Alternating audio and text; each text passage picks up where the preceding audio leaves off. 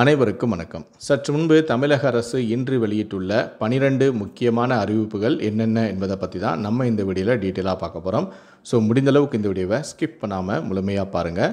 இந்த வீடியோக்குள்ளே போகிறதுக்கு முன்னாடி இந்த வீடியோக்கு ஒரு லைக் பட்டனை ப்ரெஸ் பண்ணிடுங்க.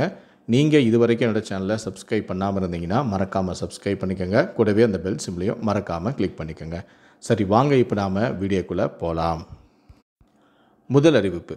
உணவுப் பொருள் வழங்கல் மற்றும் நுகர்வோர் பாதுகாப்புத்துறை இயக்குனர் வெளியிட்டுள்ள அறிவிப்பில், இலவச வேட்டி சேலை வழங்கும் திட்டத்தின் கீழ் இந்த ஆண்டு தீபாவளி பண்டிகைக்கு முதியோர் ஓய்வூதிய திட்ட குடும்ப அட்டைதாரர்களுக்கு இலவச வேட்டி மற்றும் சேலை விநியோகிக்கப்பட வேண்டும் என்று தெரிவிக்கப்பட்டுள்ளது. மாவட்ட வழங்கல் அலுவலர் தங்களுக்குரிய மாவட்டத்திற்கு வழங்கப்பட்ட பட்டியலின்படி இலவச வேட்டி மற்றும் சேலைகளை கிடங்குகளிலிருந்து தங்கள் கட்டுப்பாட்டின் கீழ் செயல்படும் நியாய விலை கடைகளுக்கு நகர்வு செய்யப்படுவதை உறுதிப்படுத்த வேண்டும் எனவும், நியாய விலை கடை பணியாளர்கள் பட்டியலில் இடம்பெற்றுள்ள முதியோர் ஓய்வூதிய திட்ட பயனாளிகளுக்கு விற்பனை முனைய இயந்திரம் மூலமாக பயோமெட்ரிக் முறையில் விநியோகம் செய்யப்பட வேண்டும் எனவும் கூறப்பட்டுள்ளது. இரண்டாவது அறிவிப்பு. பிடி மற்றும் திரைப்பட துறையை சேர்ந்த தொழிலாளர்களின் குழந்தைகளுக்கான கல்வி உதவித்தொகை பெறுவதற்கு விண்ணப்பிப்பதற்கான கால அவகாசம் இம்மாதம் 31ஆம் தேதி வரை நீடிக்கப்பட்டுள்ளது. 1ஆம் வகுப்பு முதல் கல்லூரி, ஐடிஐ, டிப்ளமோ பயிலும் மாணவர்களுக்கு 1000 ரூபாய் முதல் 25,000 ரூபாய் வரை கல்வி உதவித்தொகை பெறுவதற்கான விண்ணப்பங்கள் வரவேற்கப்படுகின்றன. scholarship.government.in என்ற முகவரியில் பதிவிறக்கம் செய்து பூர்த்தி செய்யப்பட்ட விண்ணப்பங்களை அவர்கள் பயிலும் கல்வி நிறுவனங்களிலேயே சமர்ப்பிக்க வேண்டும் எனவும், கல்வி உதவித்தொகை பெற விண்ணப்பிக்கும் மாணவர்கள் தங்களுடைய பெயரிலேயே வங்கி கணக்கு மற்றும் ஆதார் அட்டை வைத்திருக்க வேண்டும் எனவும் கூறப்பட்டுள்ளது. மூன்றாவது அறிவிப்பு. அனைத்து மாவட்ட ஊராட்சி அமைப்புகளிலும் இன்று 11ஆம் தேதி கிராம சபை கூட்டம் நடைபெறும் என தமிழ்நாடு அரசு அறிவித்துள்ளது. அக்டோபர் 2ஆம் தேதி நடைபெறுவதாக இருந்த கிராம சபை கூட்டம் அக்டோபர் 11ஆம் தேதி நடத்தப்படுகிறது. கிராம மக்களின் அத்தியாவசிய தேவைகள், கிராமத்தின் நிதி மற்றும் பொது செலவினம் குறித்து ஆலோசிக்கப்படும். டெங்கு பரவல் தடுப்பு நடவடிக்கைகள், தாயுமானவர் திட்ட கணக்கெடுப்பு குறித்து விவாதிக்கப்படவும் உள்ளது. ஜாதி பெயர் கொண்ட குக்கிராமம், சாலைகள், தெருக்களின் பெயர்கள் மாற்றுவது குறித்தும் விவாதிக்க அனைத்து மாவட்ட ஆட்சித் தலைவர்களுக்கும் ஊரக வளர்ச்சி மற்றும் உள்ளாட்சி இயக்க செயலாளர் உத்தரவிட்டுள்ளார். நான்காவது அறிவிப்பு. போட்டி கட்சிகள் வேட்பாளர்களுக்கு எதிரான காணொளி காட்சிகளுக்கு செயற்கை நுண்ணறிவை பயன்படுத்தும் போது வழிகாட்டு நெறிமுறைகளை அரசியல் கட்சிகள் பின்பற்ற வேண்டும் என இந்திய தேர்தல் ஆணையம் தெரிவித்துள்ளது. இந்த வழிகாட்டு நெறிமுறைகளில் ஏதேனும் மீறப்பட்டால் கடும் நடவடிக்கைகள் எடுக்கப்படும் எனவும் தெரிவிக்கப்பட்டுள்ளது. ஐந்தாவது அறிவிப்பு. தமிழ்நாட்டில் 1450 கிராம ஊராட்சி செயலாளர்களை நிரப்புவதற்கான அறிவிப்பாணை வெளியிடப்பட்டுள்ளது. இன்று முதல் இணையதளம் மூலம் விண்ணப்பங்களை சமர்ப்பிக்கலாம். மாவட்ட வாரியாக அறிவிப்பாணை வெளியிடப்பட்டும் உள்ளது. கிராம ஊராட்சி செயலாளர்களை நிரப்ப டிசம்பர் முதல் வாரத்தில் நேர்காணல் நடத்த திட்டமிடப்பட்டும் உள்ளது. மேலும் டிசம்பர் மாத இறுதிக்குள் பணி நியமன ஆணை வழங்கவும் திட்டமிடப்பட்டுள்ளது.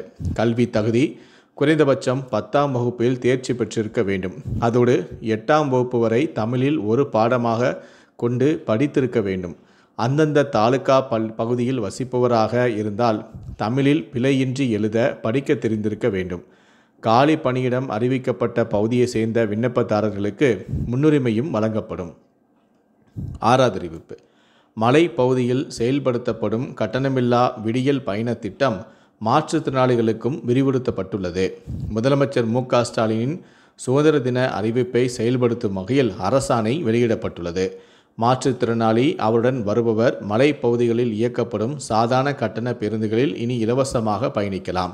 போக்குவரத்து கழகத்திற்கு மானியமாக வழங்க 88 லட்சம் ரூபாயும் ஒதுக்கீடு செய்யப்பட்டுள்ளது. ஏழாவது அறிவிப்பு. தமிழ்நாடு அரசு விரைவு போக்குவரத்து கழகத்தின் முதல் முறையாக 20 வால்வோ மல்டி ஆக்சிஸ் சொகுசு பஸ்கள் பொங்கலுக்குள் பயன்பாட்டிற்கு கொண்டுவரப்பட உள்ளது. சட்டசபையில் ஏற்கனவே இது தொடர்பாக அறிவிப்பும் வெளியிடப்பட்டிருந்தது. அதன்படி ஒவ்வொரு பஸ்ஸும் சுமார் 1.25 கோடி மதிப்பில் வாங்கப்படுகிறது. இந்த பஸ் 15 மீட்டர் நீளம் உடையது. சொகுசு படுக்கை வசதி, ஏசி வசதி, மொபைல் ஃபோன் சார்ஜிங் வசதி, வைஃபை, பயணிகளுக்கு தனிப்பட்ட ரீடிங் விளக்குகள் ஆகிய வசதிகளும் இதில் இடம்பெறுகின்றன. ஆம்னி பஸ்களுக்கு இணையாக வாங்கப்பட உள்ள இந்த வால்வோ பஸ் பொங்கல் பயணிகளுக்கு வரப்பிரசாதமாக அமையும். 8வது அறிவிப்பு. தென்னிந்திய பகுதிகளின் மேல் ஒரு வளிமண்டல கிழக்கு சுழற்சி நிலவுகிறது.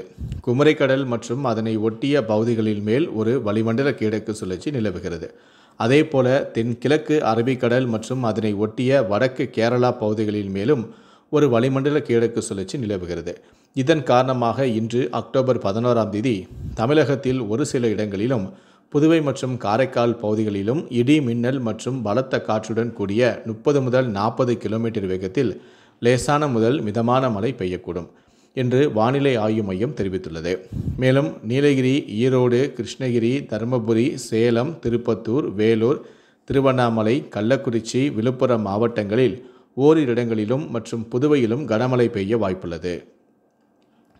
9வது அறிவிப்பு. திண்டுக்கல்லில் நடைபெற்ற விழாவில் பேசிய துணை முதலமைச்சரான உதயநிதி ஸ்டாலின், தமிழ்நாடு அரசு மகளிர் நலனுக்காக எண்ணற்ற திட்டங்களை செயல்படுத்தி வருகிறது. குறிப்பாக நம்முடைய அரசு மகளிருக்கான அரசாக விளங்குகிறது. கலைஞர் மகளிர் உரிமை திட்டத்தின் கீழ் 1,20,00,000 பேருக்கு மாதந்தோறும் 1000 ரூபாய் வழங்கப்பட்டும் உள்ளது.